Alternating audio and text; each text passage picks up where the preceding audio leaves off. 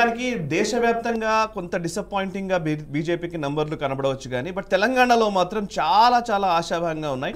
4 సీట్లు 2019లో గెలిచినటువంటి బీజేపీ ఇప్పుడు 8 సీట్లు లో లీడ్లో ఉంది. Adilabad, Karimnagar, Nizamabad, Medak, Malkajgiri, Secunderabad, Chevella, Mahabubnagar. I want to give some update. Direct గా నేను కొన్ని విషయాలు మీకు చెప్పాలి. ఈ 8 నియోజకవర్గాలకు సంబంధించిన అప్డేట్ నేను చెప్తాను. స్క్రీన్ మీద తీసుకోవాలి నన్ను.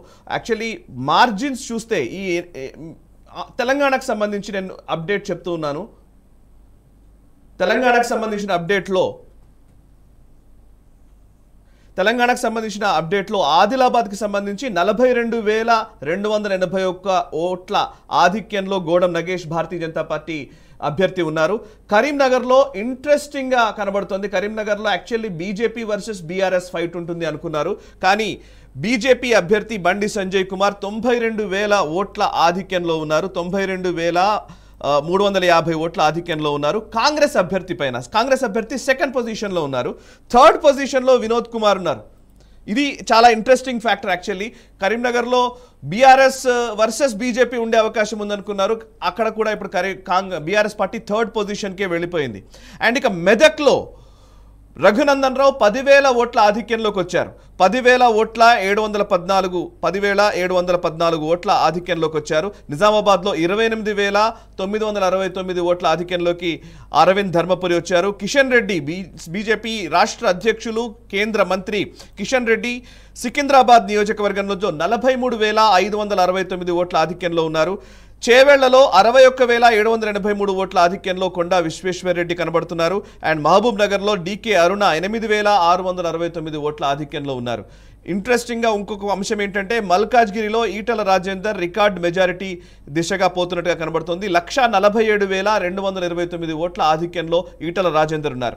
సో ఇది 8 స్థానాల్లో బీజేపీ ఉంది, 8 స్థానాల్లో కాంగ్రెస్ పార్టీ ఉంది. కాంగ్రెస్ పార్టీ పెద్దపల్లి, జహీరాబాద్, నాగర్ కర్నూల్, నల్గొండ, భువనగిరి, అదేవిధంగా వరంగల్, మహబూబాబాద్, ఖమ్మం నియోజకవర్గాల్లో ఆధిక్యంలో ఉంది. ఖమ్మంలో హైయెస్ట్ మెజారిటీ కనబడుతుంది. 2,28,407 ఓట్ల మెజారిటీతో ఖమ్మంలో రఘురామరెడ్డి ఆధిక్యంలో ఉన్నారు. అండ్ ఆ తర్వాత 2,44,952 ఓట్ల మెజారిటీతో నల్గొండలో రఘువీర్ ఆధిక్యంలో ఉన్నారు. అండ్ చామల కిరణ్ కుమార్ రెడ్డి 83,585 ఓట్లతో భువనగిరిలో ఆధిక్యంలో ఉన్నారు. భువనగిరిలో బూర నర్సయ్య గౌడ్కి కొంత అవకాశం ఉంది అనుకున్న నేపథ్యం ఉంది. బట్ 83,000 ఓట్ల ఆధిక్యంలో భువనగిరిలో చామల కిరణ్ కుమార్ రెడ్డి కనబడుతున్నారు. కోమటిరెడ్డి బ్రదర్స్ హవా వాళ్ళు భువనగిరిలో నిలుపుకున్నట్టుగానే కనబడుతోంది. నల్గొండలో కూడా అదే హవా కొనసాగుతోంది. ఖమ్మం ఎలాగూ కాంగ్రెస్ పార్టీకి కంచుకోటగానే ఉంది. మహబూబాబాద్లో బలరాం నాయక్ 14,42,000 ఓట్ల మెజారిటీతో ఉన్నారు.